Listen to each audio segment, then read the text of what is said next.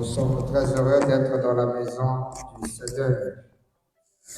Nous prenons nos Bibles dans le livre de 2 Timothée. 2 Timothée, chapitre 3, le verset 8 et le verset 9. Amen. Nous lisons au nom du Seigneur. De même que Janès et Jambres s'opposèrent à Moïse, vous suivez? De même, ces hommes s'opposent à la vérité. Étant corrompus d'entendement, reprouvés en ce qui concerne la foi. Mais ils ne feront pas de plus grands progrès, car leur folie sera manifestée pour tous, comme le fut celle de ces deux hommes. Amen, amen. Que Papa Branham bénisse la lecture. Vous pouvez vous asseoir. Amen. Nous bénissons le nom du Seigneur et ce qu'il a permis que nous puissions encore nous retrouver ce soir. Nous étions très éloignés de notre République. Précisément, nous étions à Mandaka, dans la province du Grand Équateur. Oui, on était ça comme ça. Nous étions donc dans le Grand Équateur. Nous fûmes invités par le révérend pasteur Mobonga Loboniche, qui nous a fait confiance et nous a invités pour intervenir et assister aussi aux 50 ans de jubilé de leur église. Donc la première église du message qui fête, c'est bon le son? Ok, qui fête ses 50 ans. Et le Seigneur nous a assistés, les images ont parlé, il n'y a pas trop de commentaires. Nous allons rentrer directement dans la parole. Alors, nous venons de lire 2 Timothée, chapitre 3, le verset 8 jusqu'au verset 9.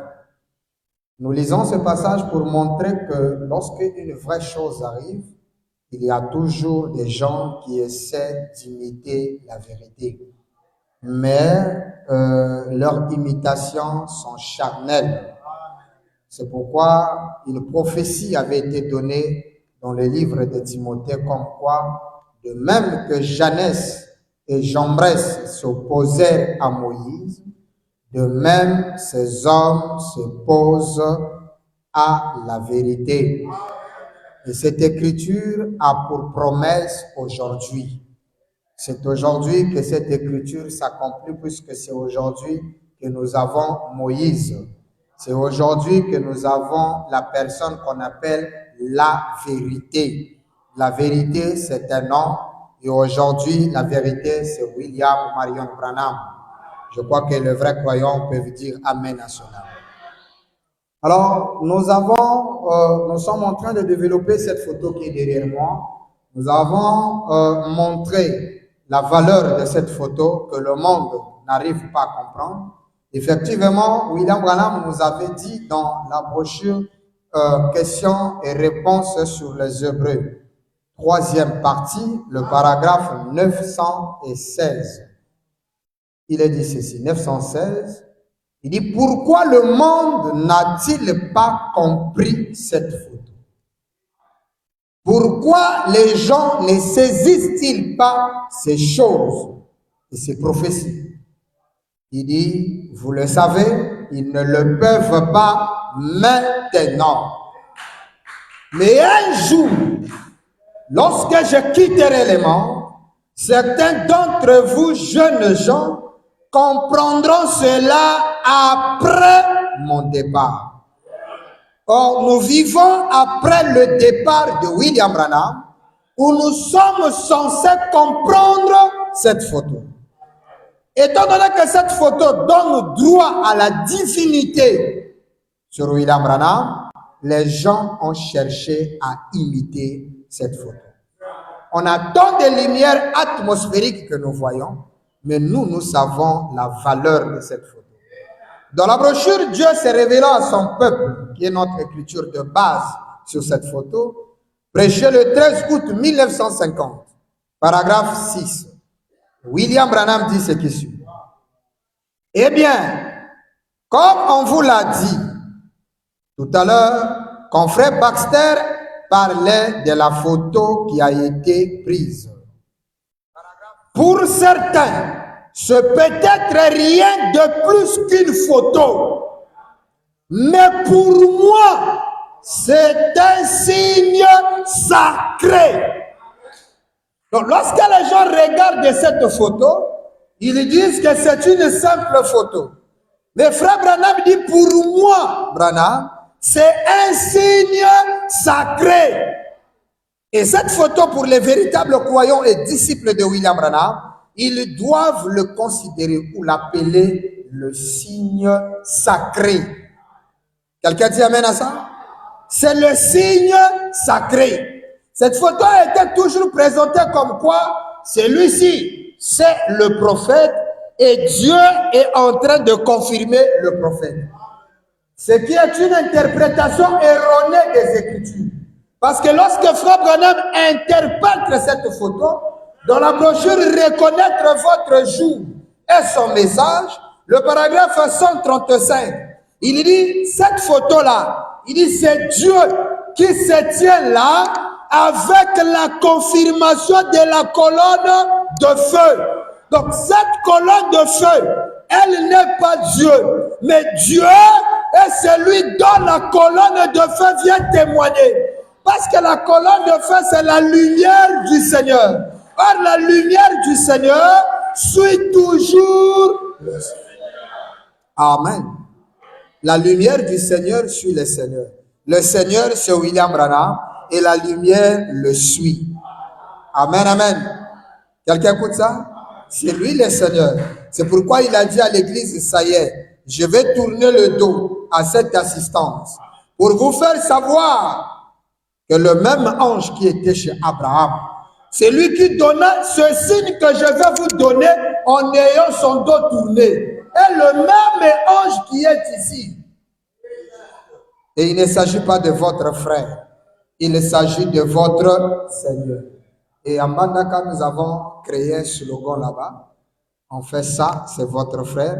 Quand il tourne le dos, il devient le Seigneur, notre Seigneur. Alors j'ai dit à un frère, si Branham est comme ça, c'est notre frère. Là, on ne l'adore pas. Mais s'il tourne le dos et qu'il devient notre Seigneur, si moi je l'adore, est-ce une erreur? Ce n'est pas une erreur. Parce que j'adore le Seigneur. Amen. Donc cette photo, c'est le signe sacré. Et lorsque nous prenons Dieu, se cache et se révèle dans la simplicité. 17 mars 1963, dans le livre des Sceaux, nous prenons le paragraphe 359 et 360. Écoutez ça.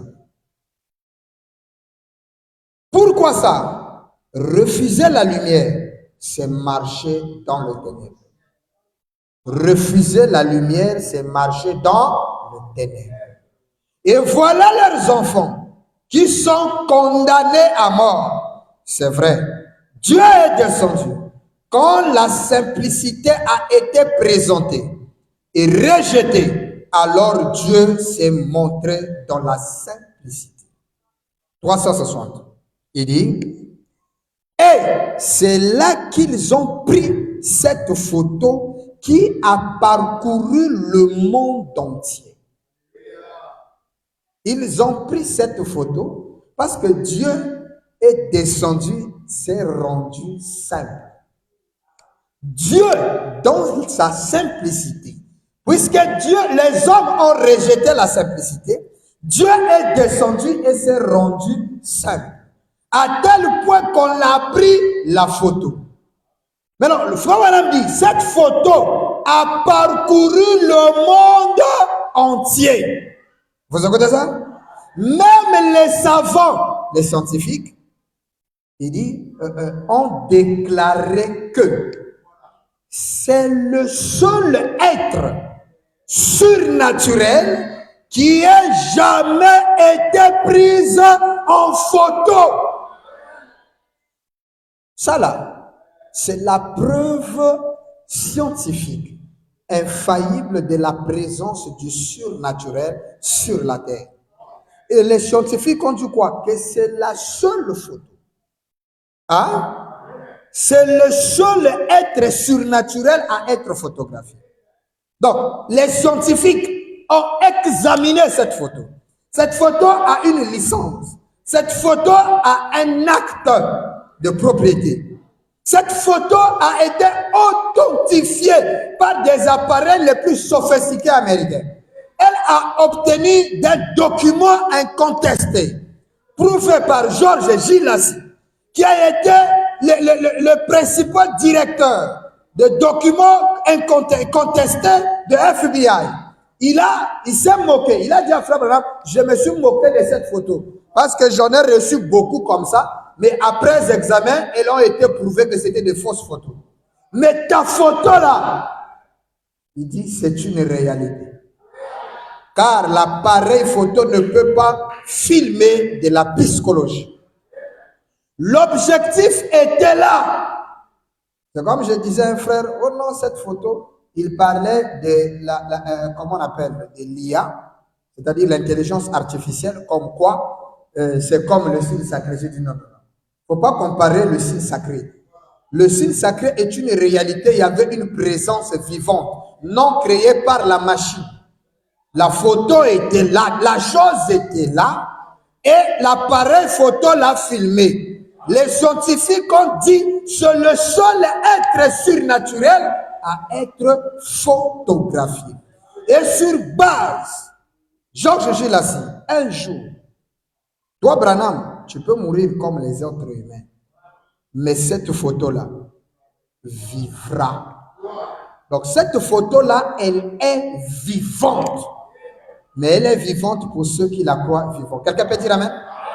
Oui. Si vous croyez que cette photo est vivante, vous la verrez vivante. Et aussi longtemps que William Branham dit que cette photo tronche tous les démons, elle reste vivante et tronchera les démons qui essaieront de vous envoûter. Pour cette année 2026, le diable aussi, pendant que toi tu souhaites meilleurs vœux, les démons, eux, ils souhaitent mauvais vœux. Ils veulent votre chute, ils veulent votre mort, ils veulent votre... donc, tous les projets que vous avez posés, ils veulent votre malheur. Mais pendant qu'ils voudront votre malheur, si vous avez la photo vivante, le signe sacré, tellement que le démon n'est pas sacré, il ne peut pas résister là où il y a le sacré. Voilà pourquoi le diable s'est battu. Lorsqu'il a oint ses prédicateurs, il leur a interdit d'avoir cette photo. Et vous trouverez un pasteur qui dit, bon, mais c'est un simple dessin, c'est juste du papier. C'est quelqu'un qui ne connaît pas la valeur. Branham dit, pour les gens, c'est une simple photo. Mais pour un Branham, c'est un signe sacré. Peu importe la qualité de la papier qui est là, la papier, l'imprimante n'imprimera que la réalité qui est dans son dossier. Et dans le dossier, il y a la preuve du surnaturel photographié. Qu'on le mette sur du plastique, sur du papier, sur du ruban, l'acte qui démontre un homme avec la colonne de feu sur sa tête est une preuve réelle. Amen, amen. Il dit, c'est le seul être surnaturel qui ait jamais été pris en photo dans toute l'histoire du monde. Et elle l'a accroché à Washington, D.C., dans la galerie des arts religieux. Voilà la simplicité manifestée cette fois. Voyez, Dieu se cache dans la simplicité et ensuite il se manifeste. Donc cette photo, c'est la preuve de la simplicité de Dieu qui se manifeste pour le croyant. Maintenant, lorsque cette photo est prouvée et que les croyants en possèdent en ayant la révélation de cette photo, Le diable ne peut pas nous laisser tranquilles. Alors, qu'est-ce qu'il fait? Il crée aussi des éléments comparables pour ses serviteurs, pour leur dire non, non, non, le fait d'adorer Branham avec cette preuve il n'est pas le seul à avoir la colonne de feu. Nous aussi, nous avons la colonne de feu. Et ils ont créé une citation qui dit, partout où le message sera prêché, il y aura la présence de la colonne de feu. Ce qui est une réalité, mais la colonne de feu va se photographier devant un pasteur pour faire quoi? Parce que Branham a prêché un sermon, la voix du signe. Amen. Et il dit, chaque signe a une voix. Lorsque cette photo fut prise, Branham l'appelait un signe sacré. Et elle a une voix derrière. Et la voix, Branham vient de nous faire comprendre que c'est la simplicité de Dieu. C'est Dieu qui se tient là avec la confirmation de la colonne de feu. Dans la colonne de feu est venu donner le témoignage que voici votre Dieu. Maintenant, lorsque ça vient chez le pasteur, ça vient confirmer quoi? Oh non, le ministère du pasteur. Le ministère là, est-ce qu'on a besoin de la confirmation de ça? Voilà pourquoi nous venons de lire 2 Timothée qui nous dit, de même que Janès et Jambres s'étaient opposés à Moïse. Parce que lorsque Moïse est arrivé devant Pharaon, il a pris le bâton. Il a jeté le bâton par terre. Le bâton de Moïse s'est transformé en serpent. Janès et Jambres est arrivé. Ils ont dit, oh, mais ce que tu fais là, nous aussi on peut le faire. Ils ont pris leur bâton, eux aussi ils ont jeté les bâtons. Le bâton est devenu aussi le serpent, comme Moïse. Mais la preuve que Moïse avait Dieu, le serpent de Moïse a avalé les 2 autres serpents. Amen, amen. Et c'était un type où le serpent de Moïse doit avaler les 2 autres divinités. Hein? Moïse et Jésus est avalé en William Branham. C'est pourquoi lorsque vous cherchez Élie et Moïse qui doit aller chez les Juifs, Élie et Moïse s'est manifesté dans le corps de William Branham. Il doit avaler les 2. Quelqu'un peut dire amen à ça? Quelqu'un comprend ça? Alors, Papa Branham va nous confirmer dans les 5 jonctions du temps. Les 5 jonctions du temps, nous sommes le 22 janvier 1956, le paragraphe 63. William Branham dit, nous avons des imitateurs. Des imitateurs. C'est-à-dire des gens qui copient la vraie chose, qui veulent faire aussi la vraie chose. Mais c'est de l'imitation. Quelqu'un écoute ça? Nous avons des gens qui prétendent être ce qu'ils ne sont pas. Hein? Et ça, c'est dans tout le domaine. Chacun veut être ce qu'il n'est pas. Des frères veulent être des ministres. Vous comprenez ça? Des frères veulent être des pasteurs. Hein? Chacun veut imiter l'autre. Mais soyez ce que vous êtes. Quelqu'un écoute ça? J'ai causé avec un jeune frère qui disait qu'il aspirait dans le ministère. Je lui ai dit, mais tu n'as aucun critère de quelqu'un qui aspire dans le ministère. Aujourd'hui, mercredi, tu n'es pas là à l'église. Mais comment un ministère est incapable de suivre même les enseignements de ton pasteur? Mais le ministère, Frère Branham dit, Frère Neville, ce que vous jugerez avoir le ministère dans votre groupe, formez-les. C'est-à-dire, Neville doit avoir la capacité de reconnaître le don en toi. Du moins, je ne suis pas ton pasteur. Déjà, chez moi, la façon que tu te comportes, c'est la preuve que tu n'as pas le ministère. C'est quelqu'un qui a le ministère. Le ministère rassemble. Quelqu'un qui a le ministère, il est toujours proche d'un père. Tous ceux qui ont eu les ministères en commençant dans la Bible, ont toujours été plus proches d'un père. Parce qu'il faut connaître l'arbre généalogique. Mais comment un pasteur, toi tu aspires dans le ministère, tu es incapable d'interpréter même les Écritures comme l'interprète ton pasteur. Tu as une conception et une vision différente de ton pasteur, mais tu n'as pas le talent. Frère Branham dit dans question-réponse numéro 3 que vous êtes censé, lorsque vous avez un office ou que vous aspirez, vous devez interpréter les Écritures de la même manière qu'interprète votre pasteur. Toi, tu n'as même pas d'abord confiance au pasteur. Il y a des choses sur toi que le pasteur ne connaît pas. Mais comment tu vas être ministre? Et c'est là où nous avons des problèmes dans le sacerdoce, où nous trouvons des gars qui ne devraient pas être des pasteurs. Parce qu'ils n'ont jamais mérité d'être ministres. Ne cherchez pas à imiter, vos imitations seront charnelles. Vous allez vous arrêter quelque part. Hein? On a vu des gens qui ont prôné le ministère, ils ont fait des échos. Mais aujourd'hui, leurs échos se sont taris. C'était des personnages que le Seigneur a accordé le ministère temporel parce qu'elle existe. Dieu peut te donner un ministère temporel. En fait, tu n'as pas le don. Mais Dieu t'accorde l'office ministériel pour accomplir un travail. Et lorsque ce travail finit, tu t'arrêtes. C'est comme le don que Dieu avait donné à Jean-Baptiste. Jean-Baptiste avait un ministère temporel. Son ministère ne durait qu'un laps de temps. Si elle forçait, elle ne devrait pas marcher. Preuve en est que lorsqu'il a forcé, et pourtant il a dit, voici l'agneau de Dieu qui ôte le péché du monde, d'où vous devrez le suivre. Au lieu d'arrêter le ministère, Jean a insisté. Et lorsqu'il a insisté, ça ne marchait plus chez lui.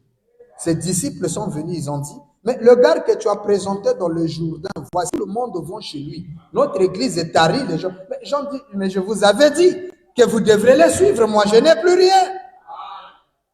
Et Frère Branham dit, dès qu'il avait présenté le Messie, c'était ça son ministère.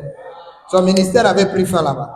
Donc il y a des gens, tu arrives quelque part, Dieu t'accorde le talent pour manifester sa gloire pour un peuple donné.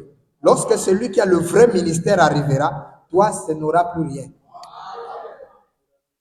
Et ça, Dieu peut le donner à des femmes qui ont des talents. Nous connaissons des sœurs qui ont mené de réveil dans des villes et dans des villages. Et les prédicateurs sont arrivés, ils ont baptisé et ils ont fait tout ce qu'ils pouvaient faire. Mais c'est une femme qui leur apporte la révélation. Vous comprenez ça? Alors donc, Frère Branham dit, soyez fiers de ce que vous êtes. Ne cherchez jamais à prendre la place des autres. Et Frère Branham dit, ceux qui ont le vrai ministère de Dieu fuient toujours. Ils ne s'annoncent pas. Mais c'est quelqu'un d'autre qui le voit en lui. Et Frère Branham dit, le ministère ne vient pas par des songes. Si tu as des songes où tu prêches, tu n'arrives pas le ministère. Ça ne vient pas par des songes. Amen. J'ai dit à ce frère, va voir ton pasteur. Oh, mais je l'ai vu. J'ai dit, si tu doutes même de ton pasteur, c'est la preuve que tu n'as rien. Parce que c'est lui qui est censé voir le talent en toi. Vous comprenez? Alors, donc, lorsque le diable a vu le ministère que nous avons reçu, parce que nous avons reçu un ministère au temps de la fin, le ministère prophétique de la pierre de fête. Et lorsque ce ministère arrive, le diable aussi veut imiter ce ministère. Et Papa Branham dit, nous avons des imitateurs. Nous avons des gens qui prétendent être ce qu'ils ne sont pas. Eux prétendent être ce qu'ils ne sont, mais pourtant ils disent qu'ils le sont. C'est là où je disais à un frère, il dit, pasteur, mais comment vous avez prêché à Mandaka et des gens étaient convertis? Parce que j'ai prêché un sermon de 23 minutes. En 23 minutes, je gagnais 41 personnes dans une église qui n'est pas adorateur. Mais les gens ont donné leur vie au message. Quelqu'un m'a dit, comment tu as fait, pasteur? Le russe même me disait, pasteur, si c'était moi, je ne pouvais pas arriver, je devais... Je dis, non, là maintenant, ce n'est pas un problème de doctrine, c'est le ministère. Et ça a prouvé que j'ai un talent, que j'ai le don. Peu importe là où vous me mettez, mon don agira.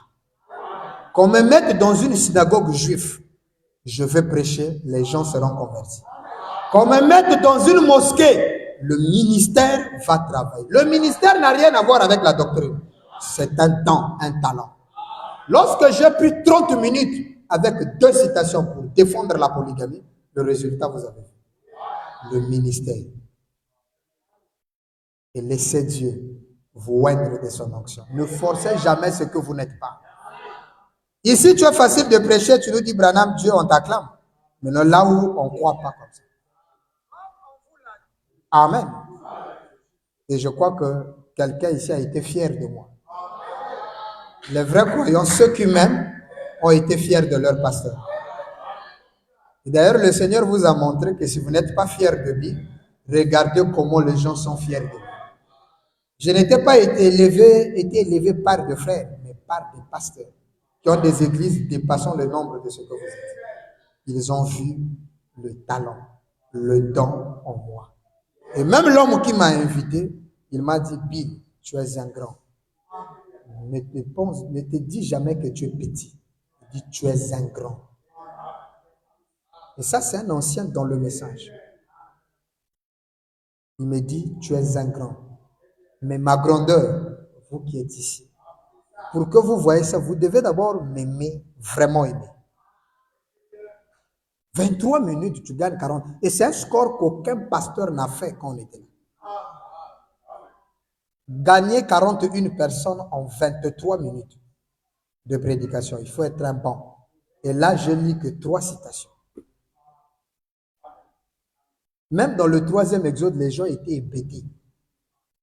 Un frère m'a dit à Kinshasa, ah, pasteur bien, nous parfois on te néglige. Mais regarde comment eux, ils t'ont élevé, même nous, on ne t'honore pas comme ça. J'ai dit, mais c'est un jugement pour vous. C'est un jugement. Et j'ai été honoré. Il y a eu des pasteurs qui ont payé leur billet aller-retour, n'ont même pas tenu le micro pour dire même shalom. Mais moi, j'ai parlé 2 fois là-bas. Et les 2 fois, papa, quand je monte, toute l'église, vous êtes assis, eux, ils étaient debout. Les chaises, ils ont soulevé comme ça. J'ai dit, mais je vais continuer comment 23 minutes, toute l'église. Une église, je n'ai jamais prêché dans un groupe comme ça. Près de 3000 personnes.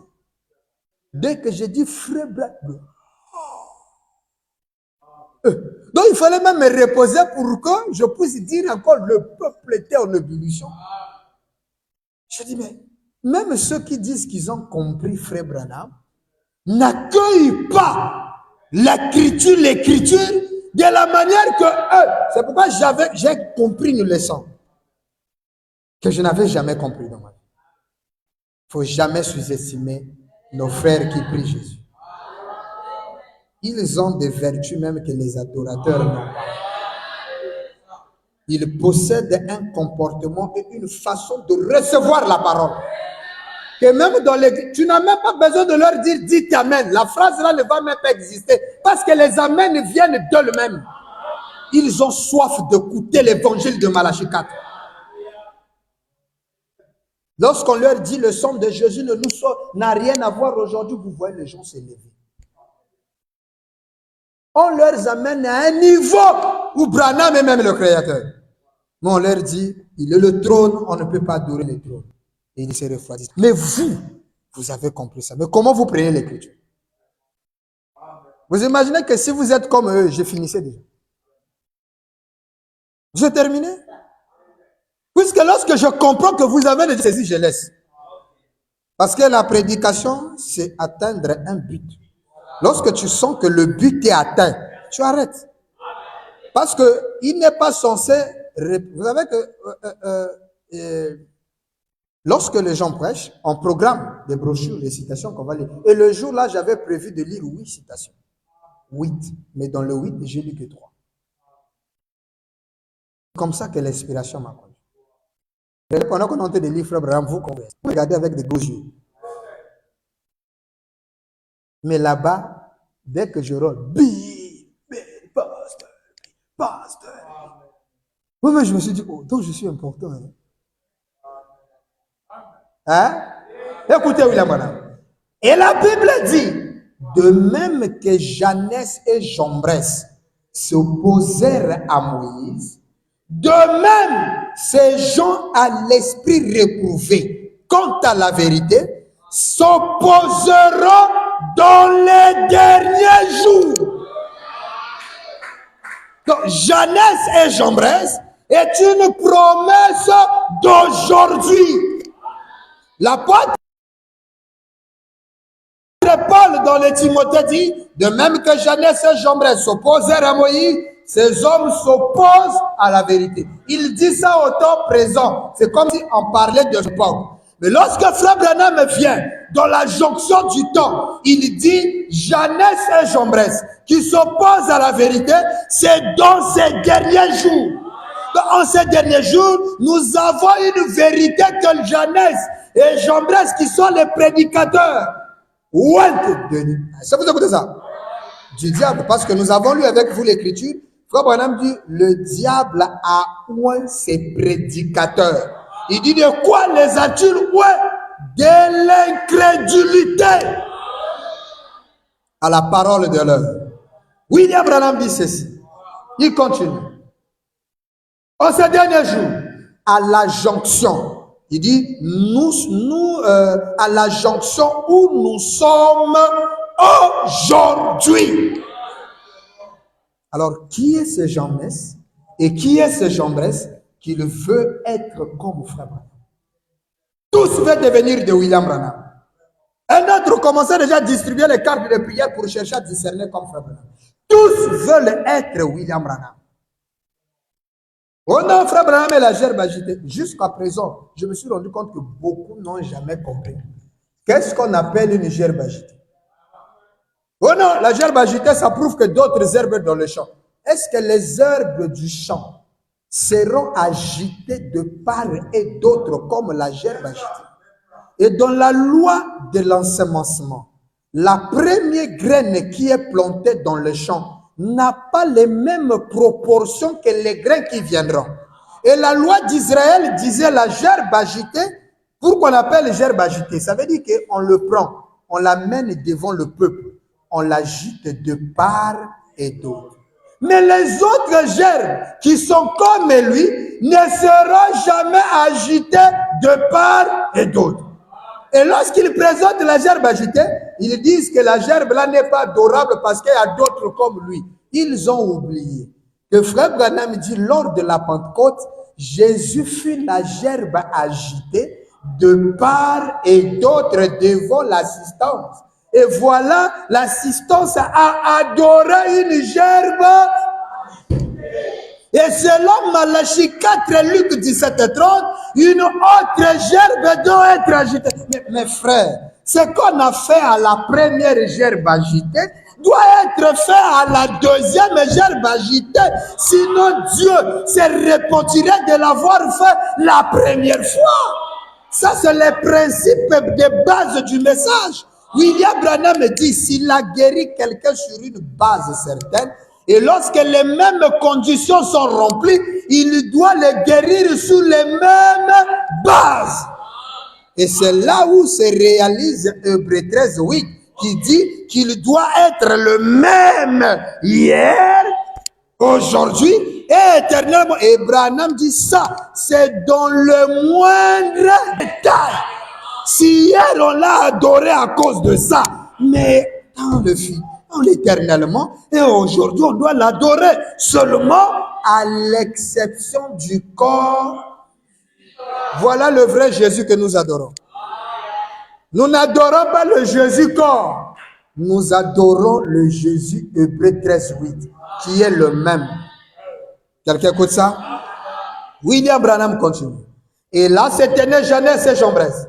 Comme Moïse jetait son bâton par terre et qu'il accomplit un miracle de la part de Dieu, ils ont imité cela, ont aussi accompli un miracle par leur bâton.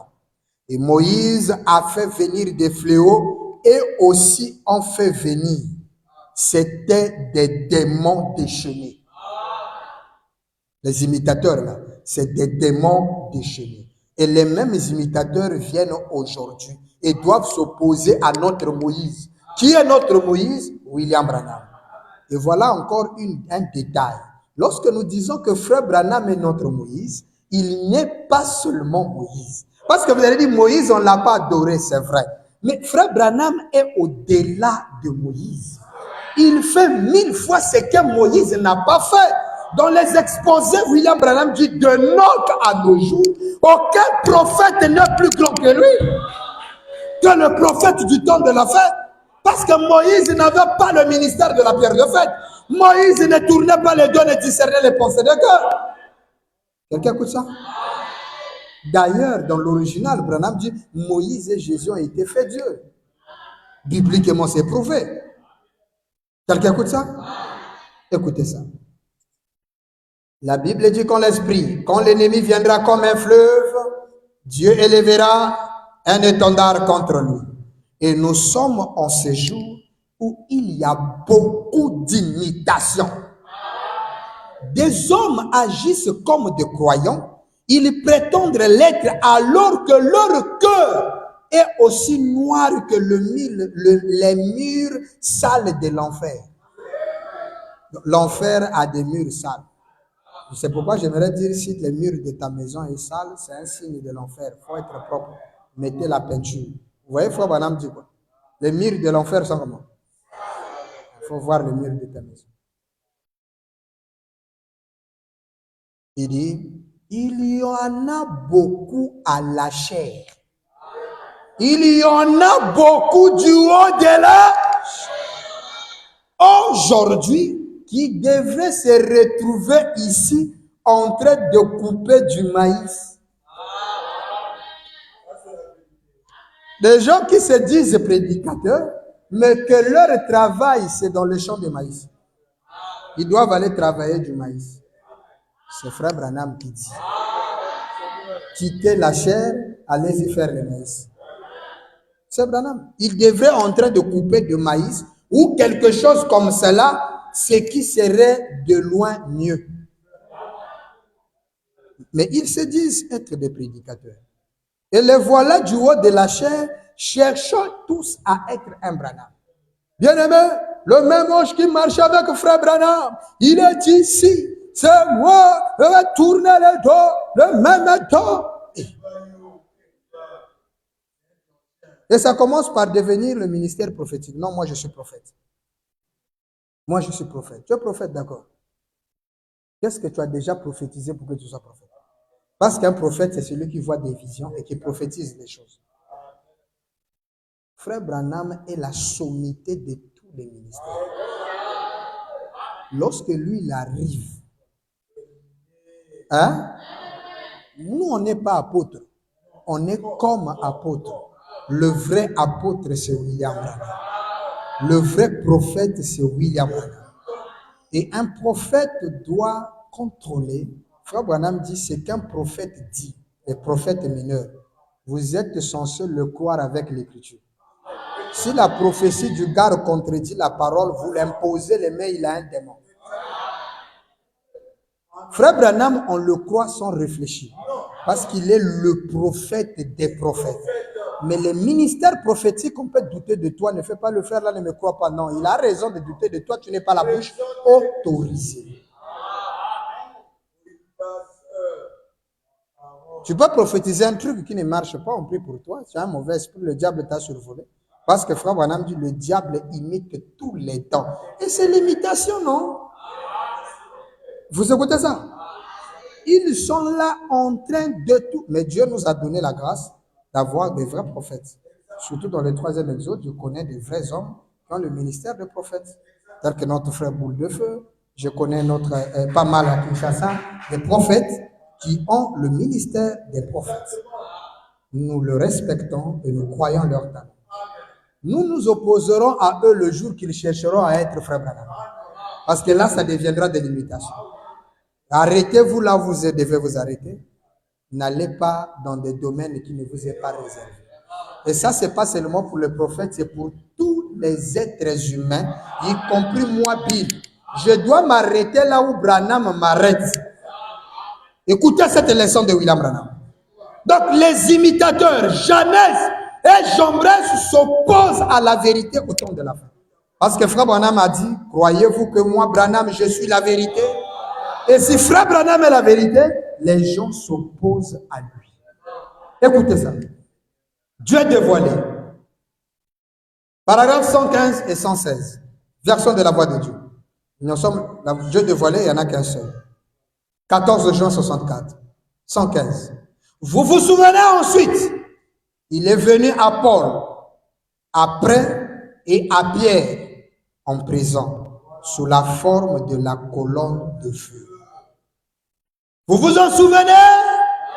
L'assemblée dit Amen. 116. Mais dans les derniers jours, écoutez d'abord, parce que lorsque nous sommes en train de parler de cette imitation sur la colonne de feu, parce qu'aujourd'hui, c'est parce qu'on n'a pas le projecteur, on devait vous projeter des différentes formes de lumière atmosphérique qui ont été appelées colonnes de feu, des doigts, des mains qu'on appelle de colonnes de feu, mais qui en réalité ne sont jamais la colonne de feu. Parce que ça là, ça a été prouvé scientifiquement. Mais le vôtre, quel est Georges Gilles Lassie qui a visité ça? C'est le seul être surnaturel. Et nous voudrons vous lire cette écriture pour vous faire comprendre la raison pour laquelle cette colonne de feu est venue sur Frère Branham. Maintenant, lorsque on comprendra pourquoi elle est venue, on va essayer de voir pour toi c'est venu faire quoi. On n'a aucune promesse que les Éphésiens 4, ils ont besoin d'une confirmation lumineuse. Écoutez la colonne de feu. Frère Branham dit, dans les derniers jours, il doit revenir, la colonne de feu, de nouveau. Il dit, mais une colonne de feu doit revenir de nouveau, virgule, pour manifester le Fils de l'homme. Il vient pour faire quoi? Bon, maintenant il est venu sur la tête de ton pasteur pour faire quoi? Est-ce que le Fils de l'homme était la promesse de votre pasteur? Le Fils de l'homme, c'est la promesse d'une seule personne, William Marion Branham. Ça, c'est Luc 17 et 30.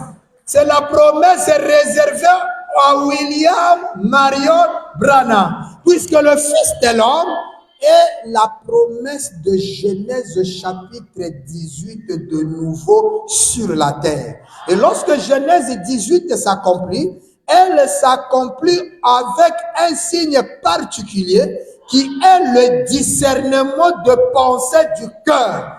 Donc, si votre pasteur le fait en ce moment-là, on comprendra qu'il est le Fils de l'homme. Maintenant, on doit le situer dans le plan et selon les Écritures.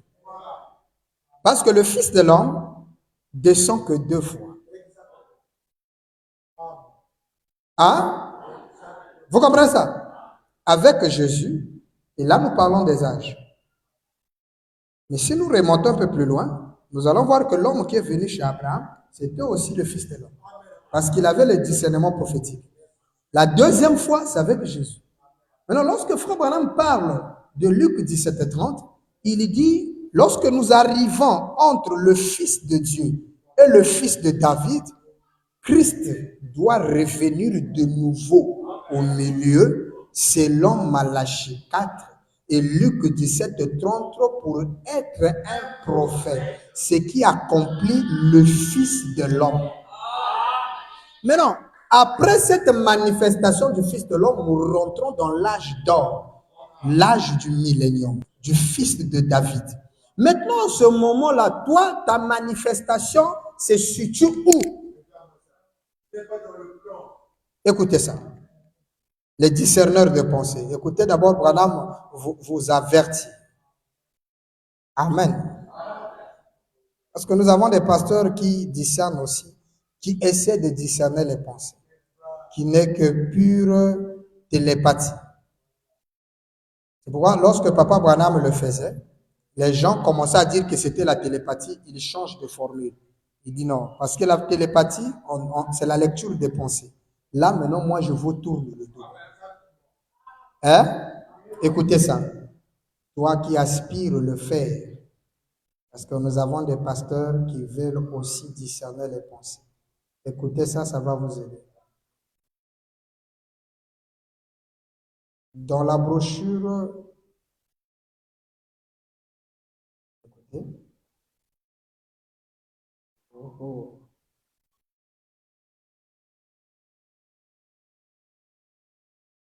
Écoutez, c'est grave, ça c'est grave.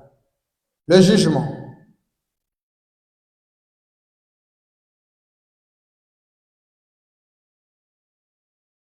Le jugement, nous sommes le 21 juin 1964. Le 21 juin 1964, le jugement. Le document j'ai, c'est le jugement. Je crois que Shekinah le traduit par le procès. Si je... Bon, le 21 juin 64. 21 juin 64, nous vérifions dans la version Shekinah. 21 juin 64. Je crois que c'est ça. C'est le procès. Shekinah est traduit par le procès. Et le procès donc du 21 juin 64, nous prenons donc le paragraphe, permettez, nous trouvons le paragraphe 209. 209, il est dit ceci. Oui, le procès du 21 juin 64 ou encore le jugement, paragraphe 209. 21 juin 64. Écoutez ça. Je ne dis pas. Commençons un peu paragraphe 208. Maintenant, je n'aimerais pas vous donner l'impression que moi, Ola Robert ou quelqu'un d'autre soit l'unique personne qui soit ordonnée à faire cela. Chaque prédicateur est ordonné pour le faire. Amen, amen. De quoi il s'agit? Remontons 207. Dieu s'est manifesté par la parole, le témoignage et le procès, et est présent maintenant même, le même hier, aujourd'hui, éternellement. Il ne reste qu'à imposer aux malades, et les malades seront guéris. Voici vos pasteurs. Vous savez qu'ils sont des croyants, ils sont vos bergers. Imposez quoi? Les mains aux malades. Ah, c'est bon. Maintenant, Branham dit, il n'y a pas que moi et Ora Robert. Vous aussi, vous pouvez le faire. Chaque prédicateur est ordonné pour le faire. Chaque croyant, qu'il soit prédicateur ou pas, est ordonné pour le faire. Imposer les mains à quelqu'un ne nécessite pas seulement le pasteur. Même ta femme peut t'imposer les mains. Tu peux imposer les mains. Ton enfant peut t'imposer les mains. S'il est croyant. Tout celui qui croit a le droit d'imposer les mains aux malades et les malades seront guéris. Maintenant, il vient maintenant. Il dit, nous pouvons imposer, ça c'est tout le monde et les prédicateurs. 209. Je ne dis pas que votre pasteur ou quelqu'un d'autre serait, recevrait le don de discernement. Il dit, ils n'ont pas à faire ça. Ce n'est pas leur appel. Ce n'est pas leur appel. Faire cela. Il doit y avoir un seul dans un âge. Donc, le ministère de discernement des pensées accompli par le Fils de l'homme ne peut être que réservé à une seule personne. Les pasteurs n'ont pas ça. Arrêtez vos imitations. Ça ne marchera pas. Vous écoutez ça? Soyez de bons frères, mais ne cherchez jamais à imiter ces choses. Vous allez vous taper à côté. Peu importe vos émotions, ne le faites pas. Quelqu'un écoute ça? Oui. Soyez un vrai croyant, mais ne cherchez pas à faire cela. Priez pour les malades, faites tout ce que vous pouvez faire, mais ne imitez jamais les choses. Trouverai-je la foi à mon retour? Nous sommes le 8 mai 1951, paragraphe 62. Trouverai-je la foi à mon retour? 1951. Quelqu'un écoute ça? Trouverai-je la foi? 8 mai 1951. Trouverai-je la foi à mon retour? Comme ça que c'est dit ici. Shekinah le traduit comment? Excusez. Oh! Ah ça, 8 mai 51, Los Angeles. Shekinah les traduit par la foi est une ferme assurance. La foi est une ferme assurance du 8 mai 51. Nous lisons donc ici dans le fichier que j'ai. Excusez, c'est le paragraphe 62. Je vérifie Shekinah, c'est quel paragraphe? Et je vous donne la version courante de Shekinah. Ok.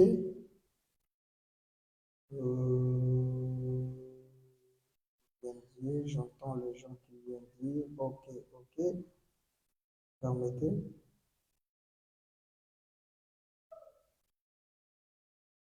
Il faut qu'on trouve ce passage. Ça va beaucoup, beaucoup aider quelqu'un.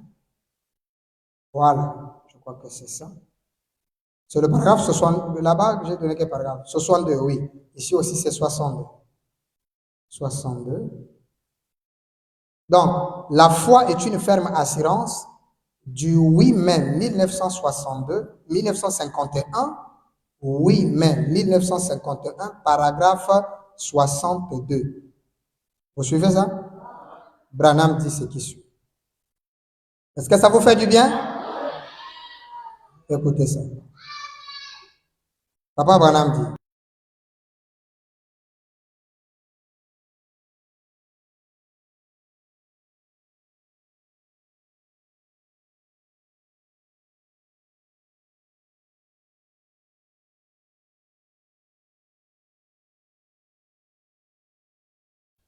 Même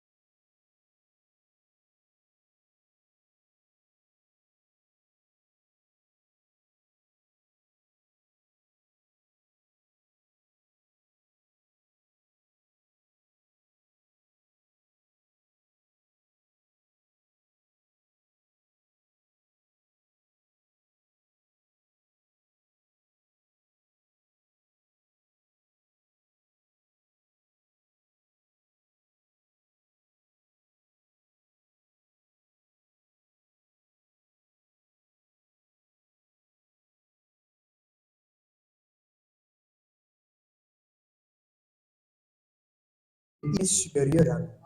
Toi, tu peux le faire. Mais toi, tout ce que tu fais là, c'est des imitations. Les pasteurs qui essaient d'imiter ça, Branham dit ne le faites pas. Amen. Maintenant, descendons. Si nous prenons Jude 1, versets 10 et 11, nous allons terminer bientôt. Jude chapitre 1er, versets 10 et 11. Il dit ceci, la Bible, Nouveau Testament. Eux, au contraire, ils parlent d'une manière injuriée de ceux qui les ignorent.